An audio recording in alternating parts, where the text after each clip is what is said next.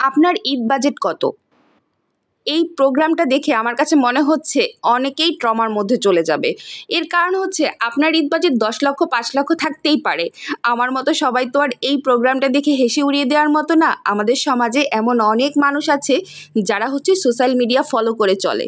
তাই এসব প্রোগ্রাম দেখে তারা হয়তো মেন্টালি স্যাটিসফাইড নাও হতে পারে।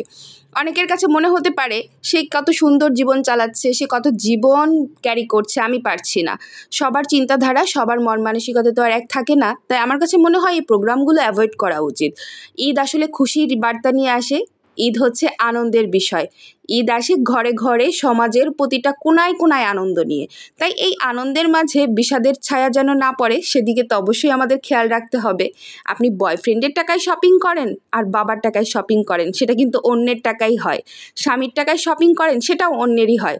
জীবনে কোনো দিন নিজের টাকায় শপিং করে দেখবেন, অন্যকে করিয়ে দেখবেন, তার মধ্যে যে একটা আনন্দ, সেই আনন্দ পৃথিবীর যে কোনো আনন্দকে হার মানাবে।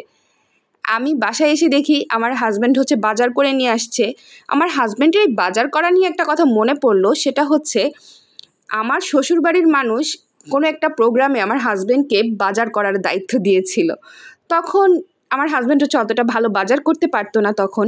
তো সে হচ্ছে বাজার করেছিল, জিনিসগুলো তেমন স্যাটিসফ্যাকশন আসেনি তাদের আর কি বাজার করার পর। তো তারা অনেক কথা শুনিয়েছিল, অনেক বলতে অনেক, এতটাই শুনিয়েছিল যে তারপর থেকে তাদের সাথে আমাদের আর সম্পর্কটাই নাই। তবে আলহামদুলিল্লাহ আমার হাজব্যান্ডকে এখন কিচ্ছু বলতে হয় না যে তুমি এটা আনবা ওটা আনবা। এমনও আছে যে আমি বাজার কি কি লাগবে সেটা তাকে বলতেই ভুলে যাই, সে মনে করে করে সব নিয়ে আসে। আমি যদি তাকে একটা জিনিস আনতে বলি, সে 5টা জিনিস নিয়ে আসে।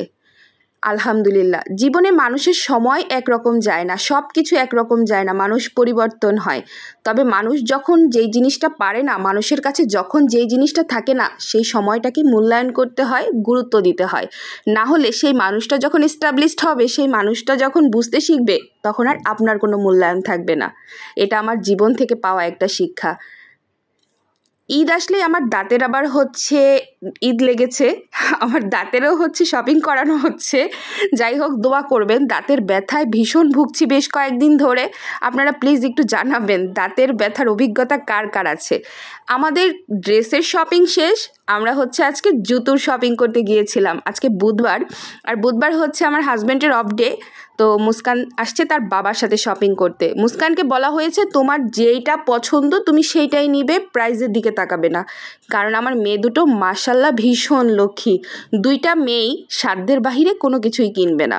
ওরা যদি বাজারে যায়, কখনো সাপোজ ওদেরকে নিয়ে বাজারে গিয়েছি, ওরা আগে জিজ্ঞেস করবে আম্মু তোমার কাছে কি টাকা আছে, আমি কি এই জিনিসটা নিব।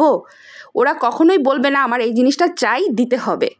আলহামদুলিল্লাহ আমার বাচ্চাদেরকে আল্লাহ তাআলা সেই রহমতটা বা সেই গুণটা তাদের মধ্যে দিয়েছে, এজন্য আল্লাহর কাছে অনেক অনেক শুকরিয়া। তো মুস্কান হচ্ছে একটা জুতো কিনেছে, খুব সুন্দর একটা জুতো কিনেছে, সেটা আমি যে কোনো একটা ভিডিওতে ঈদের ব্লগে আপনাদেরকে দেখাবো। মুস্কানের ঈদ শপিং, মিমের ঈদ শপিং। অনেকেই আমার কাছে জানতে চেয়েছেন আমি মিমকে কেন ভিডিওতে দেখাই না, সেটা নিয়ে না হয় আরেকদিন বলবো মিমকে কেন ভিডিওতে দেখাই না। আপনারা যারা মিমকে ভালোবাসেন অবশ্যই মুস্কান আর মিমের জন্য দোয়া করবেন, তাদের বোনের বন্ধন যেন অটুট থাকে।